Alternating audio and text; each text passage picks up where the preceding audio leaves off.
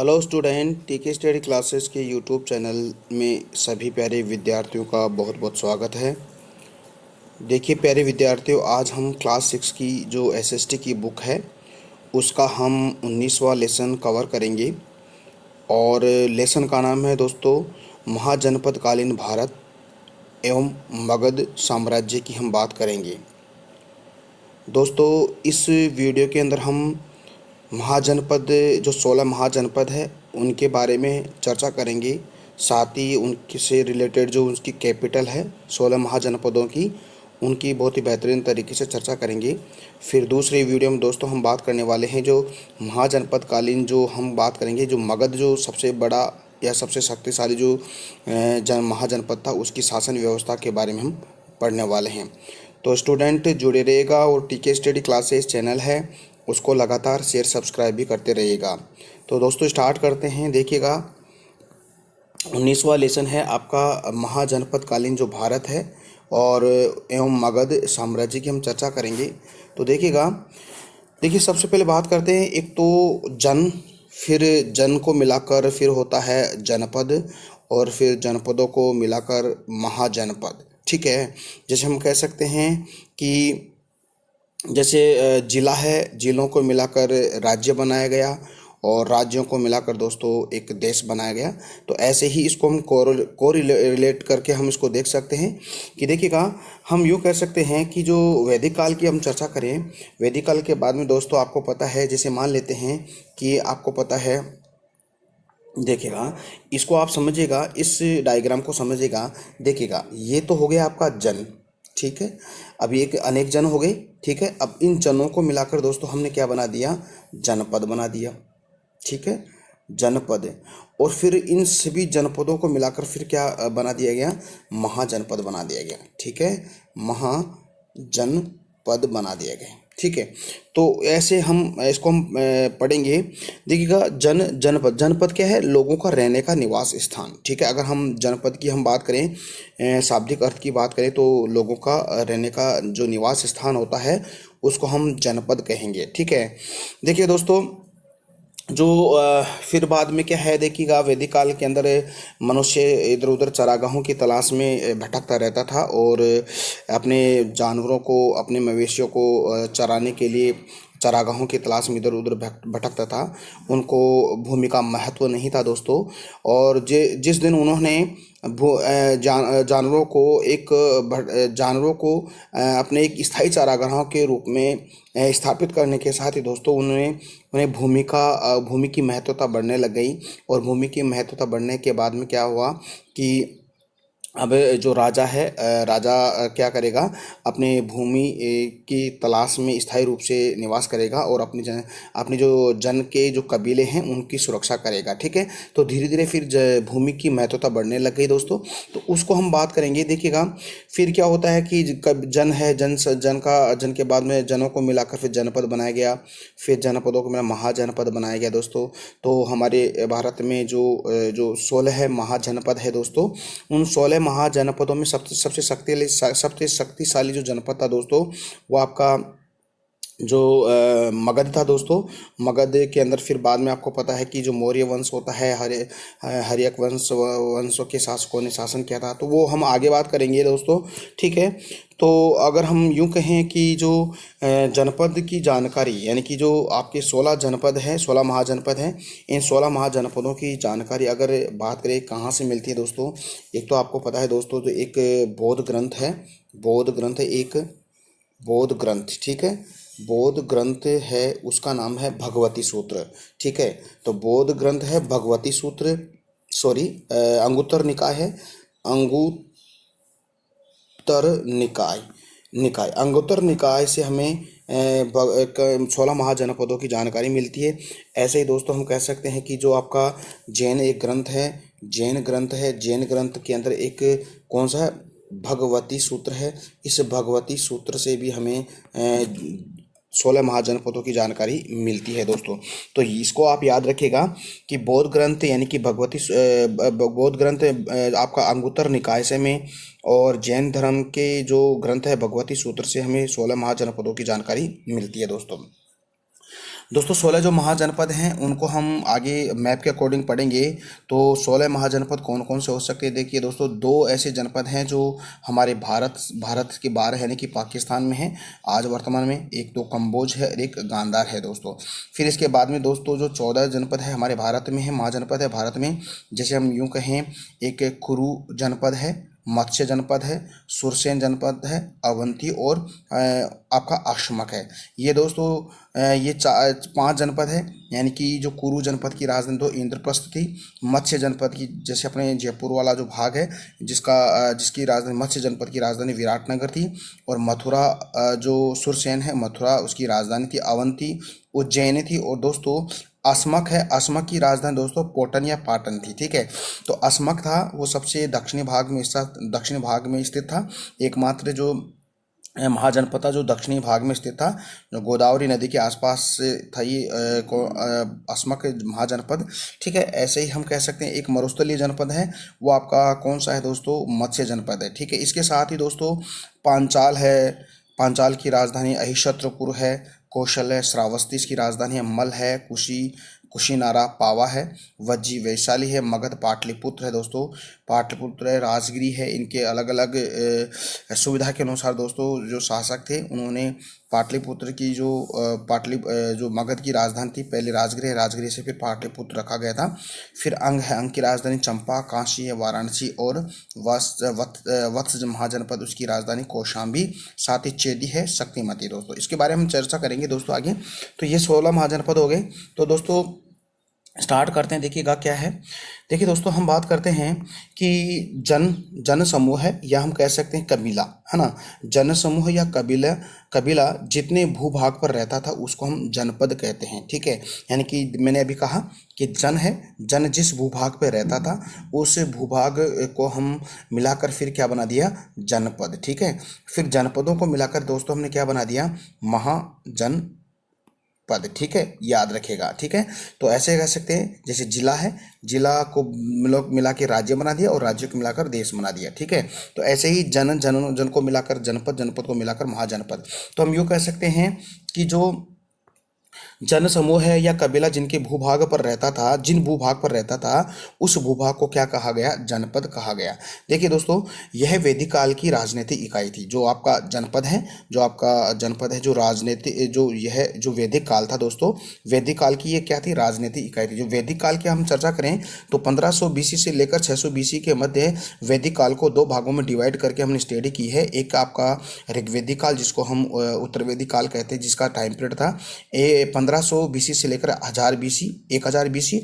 फिर उसके बाद में आपको पता है दोस्तों पूर्व वैदिक काल आता है। वो पूर्व वैदिक काल का जो टाइम पीरियड था वो 1000 बीसी से लेकर 600 बीसी के मध्य था।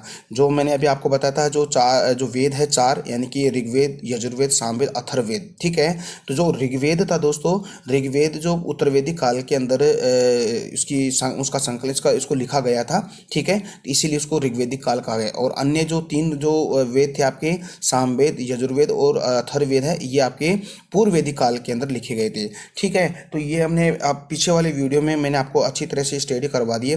अगर आपको और भी बेहतरीन तरीके से आपको स्टडी करनी है तो मैंने एक टीके स्टडी क्लासेस की जो एक यूट्यूब चैनल है अपना, उसके अंदर एक एंशिएंट हिस्ट्री के नाम से एक मैंने प्लेलिस्ट बना रखी है। तो वहाँ पर विजिट करके आपको यहाँ इसको बहुत ही डीप तरीके से आप इसको पढ़ सकते हो। ठीक है, तो हम यूँ कह सकते हैं जो जनपद था दोस्तों, जनपद वैदिक काल की एक राजनीतिक इकाई थी। ठीक है, इन जनपदों की अपनी एक शासन और कानून व्यवस्था थी। देखिएगा, जो जनपद थे दोस्तों, इन जनपदों की अपनी एक कानून व्यवस्था थी, यानी कि शासन को चलाने के लिए एक कानून व्यवस्था, राजनीतिक व्यवस्था होती थी दोस्तों। ठीक है, देखिएगा इसमें कुछ जनपद है वो जो हम यूँ कह सकते हैं कि इसमें कुछ जनपद था वहाँ पर एक राजतंत्रात्मक शासन व्यवस्था भी थी, और कहीं ऐसे अनेक जनपद जहाँ पर गणतंत्रात्मक शासन व्यवस्था भी थी। देखिएगा, मैंने आपको बताया कि जो राजतंत्रात्मक शासन व्यवस्था, यानी कि राजतंत्रात्मक व्यवस्था थी, जैसे कोई राजा है, फिर उसका जो पुत्र ही उसका राजा बनेगा, यानी कि वंश परंपरागत राजनीतिक व्यवस्था थी। ठीक है,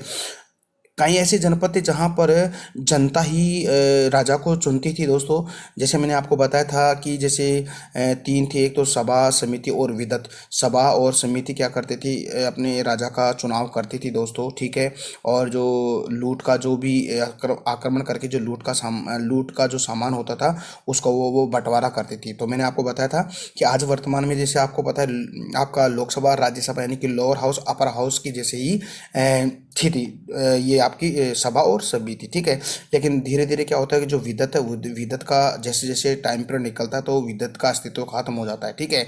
तो ये मैंने आपको बताया था, पहले भी बता दिया था वैदिक काल के अंदर, जो वैदिक कालीन जो संस्कृति उसके बारे में।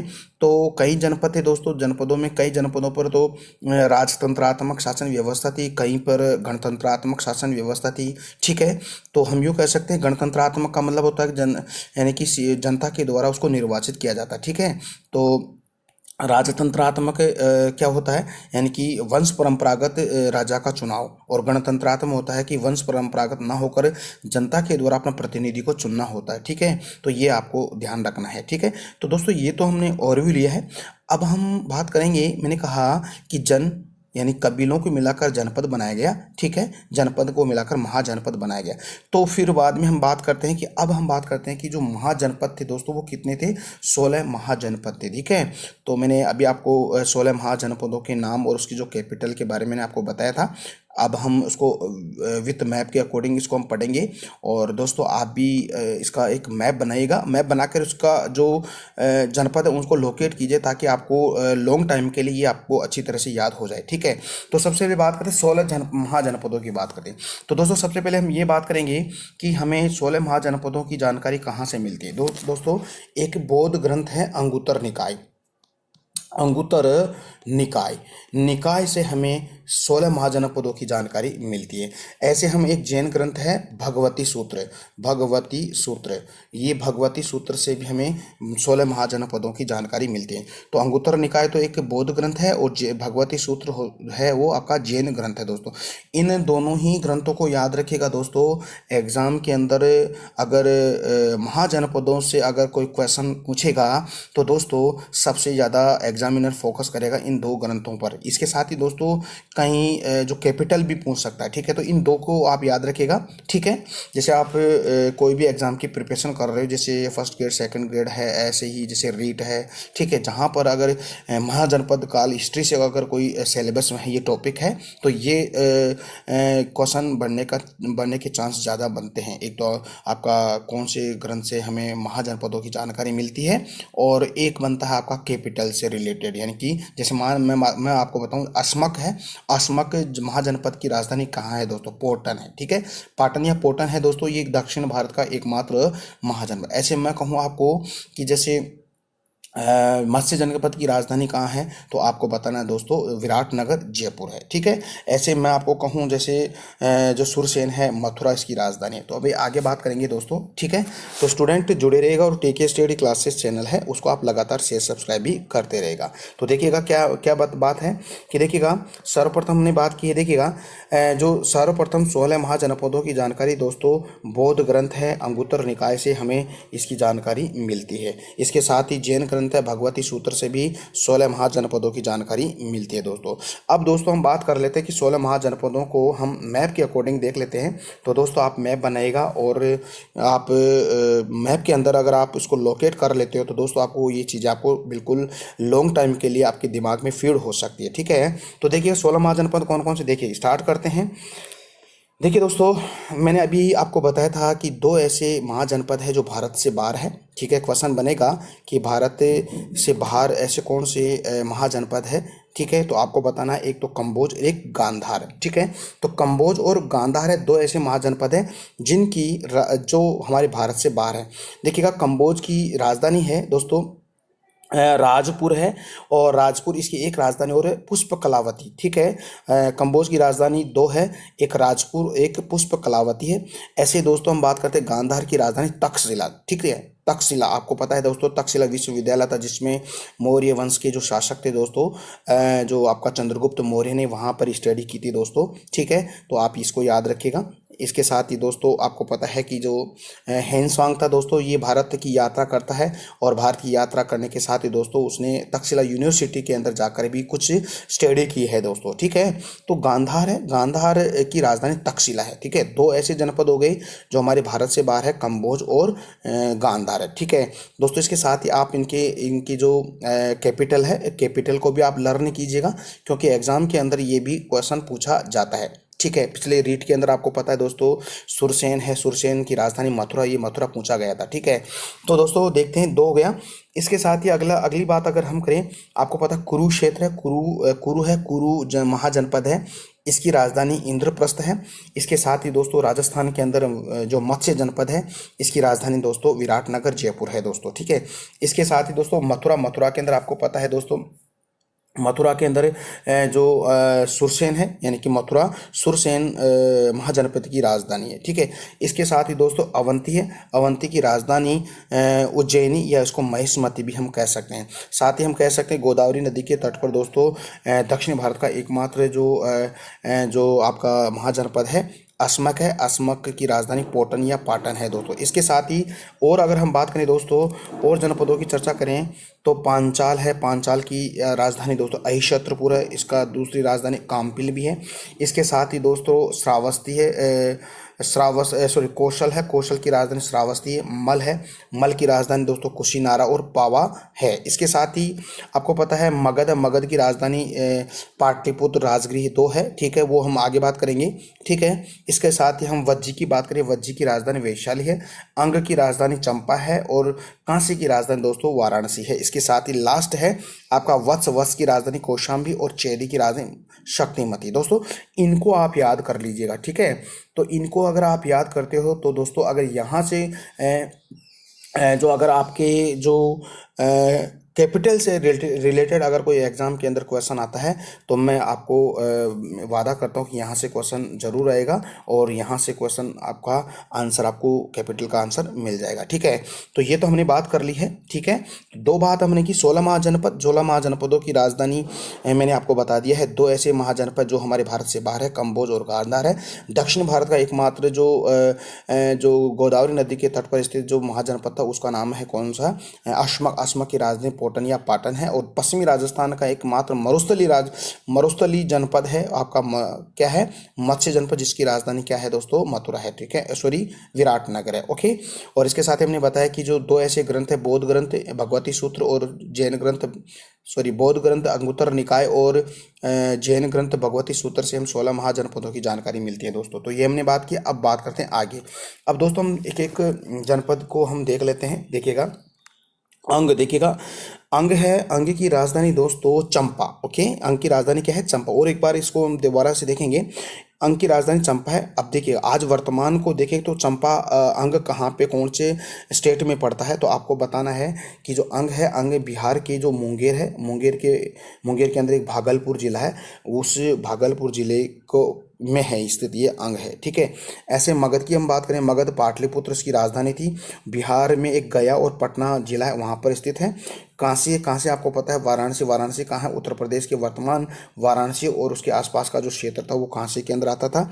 कौशल की बात अगर, कौशल की राजधानी श्रावस्ती थी दोस्तों, और ये श्रावस्ती कौशल भी आपके उत्तर प्रदेश के अवध के अयोध्या फैजाबाद क्षेत्र में स्थित था। ठीक है, इसके साथ ही हम देखें तो वज्जी वैशाली है। वैशाली के अंदर दोस्तों जो आपको पता है गंगा नदी के उत्तर में नेपाल की जो पहाड़ियाँ हैं, नेपाल की पहाड़ियों तक बिहार में वैशाली का जो क्षेत्र वहाँ तक ये आता था। ठीक है, देखिएगा छठे की अगर बात करें तो मल आपको पता है दोस्तों, इसकी दो राजधानी थी, एक तो कुशीनारा और एक पावा। ठीक है, ये जो मल है वर्तमान में कहाँ पड़ता है, बिहार के जो पटना जो जिला है दोस्तों उसके पास एक कुशीनगर और पावा क्षेत्र में फैला हुआ है।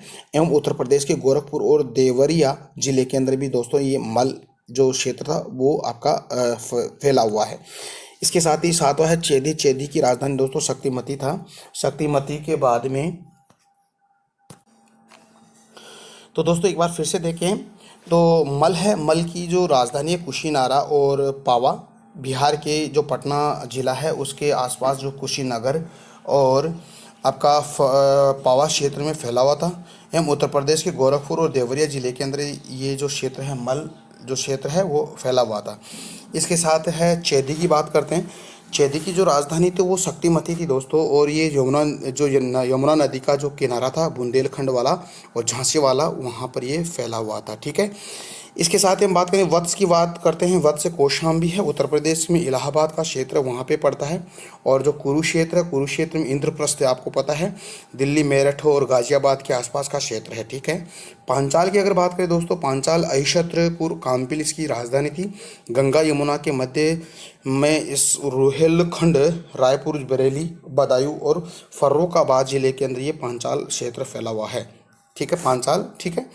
मत्स्य जन की बात करें तो मत्स्य जनपद है वो आपका विराटनगर, जयपुर वाला क्षेत्र। इसके साथ ही जयपुर है, भरतपुर है और अलवर का क्षेत्र इसमें आता था। ठीक है। सुरसेन की बात करते हैं, मथुरा इसकी राजधानी थी दोस्तों, और उत्तर प्रदेश के मथुरा, वृंदावन और आसपास का क्षेत्र था। असमक है, आपको पता है मैंने बताया था, असमक है ये आपका, इसकी राजधानी पाटन, या हम यूँ कह सकते हैं पाटन है इसकी राजधानी। और दोस्तों ये दक्षिण में गोदावरी नदी के तट पर फैला था, और दोनों ओर ये क्षेत्र था दोस्तों। और इसके साथ ही अवंती की बात करते हैं। अवंती उज्जैनी और महिष्मती इसकी राजधानी थी। मध्य प्रदेश के उज्जैन और नर्मदा घाटी का क्षेत्र था। कंबोज की बात करें, कंबोज राजपुर है, राजपुर के अंदर है। ये जम्मू कश्मीर है, और आपका अफ़गानिस्तान है। अफ़गानिस्तान के साथ ही दोस्तों पाकिस्तान के अंदर ये फैला हुआ था। आपको पता है ये पाकिस्तान का महाजनपद है। और गांधार है, आपको पता है गांधार तहसील है, ये भी आपका पूरी अफ़गानिस्तान भी में स्थित था। और इसमें कश्मीर घाटी एवं तक्षशिला का भूभाग सम्मिलित था दोस्तों। तो हम यूँ कह सकते हैं ये 16 महाजनपद थे दोस्तों, और 16 महाजनपदों के बारे में हमने डिटेल से पढ़ा है। तो स्टूडेंट आज हम इतना ही पढ़ेंगे, कल हम इसको एक बार फिर से डिटेल से पढ़ेंगे। और जुड़े रहेगा, और टीके स्टडी क्लासेस चैनल है उसको आप लगातार शेयर सब्सक्राइब भी करते रहिएगा। तो दोस्तों हम कल मिलते हैं, इसी को कवर करेंगे। तब तक के लिए मेरे को इजाज़त दीजिएगा। नमस्कार, जय हिंद, जय भारत, बाय बाय।